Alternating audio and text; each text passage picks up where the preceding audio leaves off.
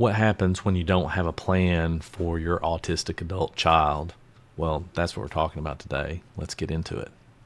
Hey, my name's Ben Blackman, and I started the After Us project to help parents of autistic adults plan for what's going to happen after they're gone. And as I say all the time, not a pleasant subject to talk about or think about, but I have found that the more you talk about it, the better off you feel and you actually get a plan together. So let's just kind of get into this.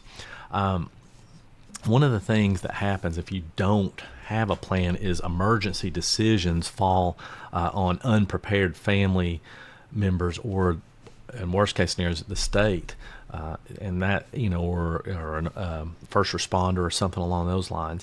And when you don't have a plan, that's a hard predicament to put somebody in, because they don't, even though family members, a lot of them may know your child, they may not, it's hard to explain everything to them because they often don't live with them, or the caregivers don't know all the nuances that go with that. They don't know all the little things that you know. And so when you don't have a plan, there's going to be a disruption. And I hate to say this, but you're trying to make it as easy as possible, not only for your adult child, but for the caregiver. And you want that transition to be as smooth as possible. It's not going to be smooth, but you want to make it smooth as you can. The other thing is that if you're not planning, your child may lose access to critical services or benefits if you're not prepared and you don't know what's going on. Now, I'm not an attorney or financial planner. I know that, say that every time, but I'm just a dad. And I had to do a lot of work myself to figure out what I could do, right? What was good for my son Evan, and so I did that. And that's what you kind of have to do too. You don't have to do it all today, right, or this week, but you do have to do it, and you'll feel better once you start.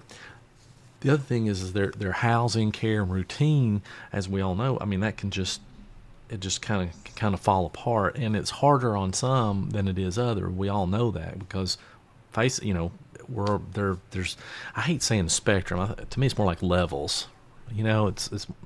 It's more like a level of autism, so to speak. So, my son, he adapts fairly well to change, so that part's kind of good. But a lot of people, they don't, and so you just want to make it again as easy as possible, and just think about it from this standpoint. So if they, if you have other kids, they're gonna have a lot of grief going on, right? They're gonna be upset because you're gone, and now, if they're part of the caretaking plan, they're trying to not only deal with that, but they're trying to deal with this new full-time responsibility with your adult child, and that's a lot. So you just don't want to make it any harder on them than it has to be. And I'm not trying to guilt you or anything like that. I mean, I went for years for not doing anything, many years, and I procrastinated and just worried and just everything you can think of. So don't beat yourself up at all. That's not what this is for.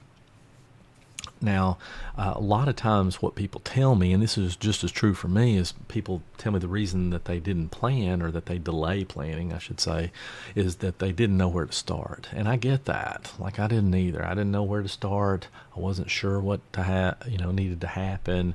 And it was tough to try to figure that out. The other thing is, I always thought, and people tell me this, hey, have more time. You think you have a lot more time, but the truth is it could happen at any time, right? That's, but obviously when you get older, then that becomes even more of a reality, and time is not on your side with this. So I know that there's a lot of feelings, a lot of stuff about feeling sad or worry. It just doesn't feel good to talk about it. But I will tell you that on the other side, you feel better. Like, once you lean into it and you lean into it a little more, you feel so much better, and you'll be glad that you did.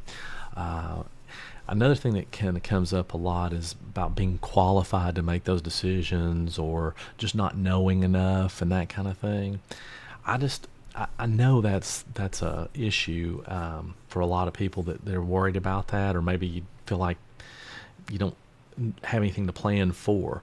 Well, you do. Okay, you really do, and it's the importance of doing it.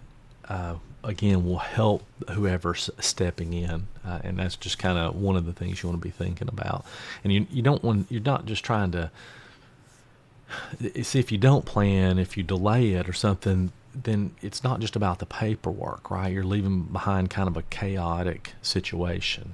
That's really what it's about, because if there's something to that the state has to deal with, or whatever, however it's going to work out, then those systems are very slow to respond without direction.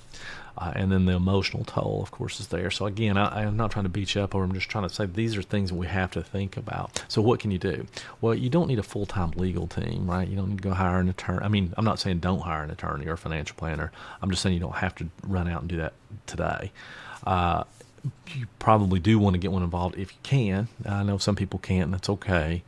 But if you can, go ahead and start thinking about that and looking at that, and then documenting stuff, info, routines, preferences, and things like that will be a real game changer, so to speak, for the people who have to step in. Just those simple things are going to help. I mean, just think about it in terms, if you went in the hospital for a day, right? If you had that stuff documented, then it'd be easier. So, and it, frankly, it wouldn't take you a weekend to get this stuff together and figure it out. So now, if you like this kind of content, I would love it if you subscribed, and I would really appreciate that.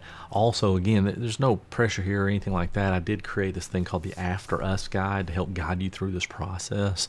If it's something that helps you or benefits you, then grab it. You can check the link below, and that's it.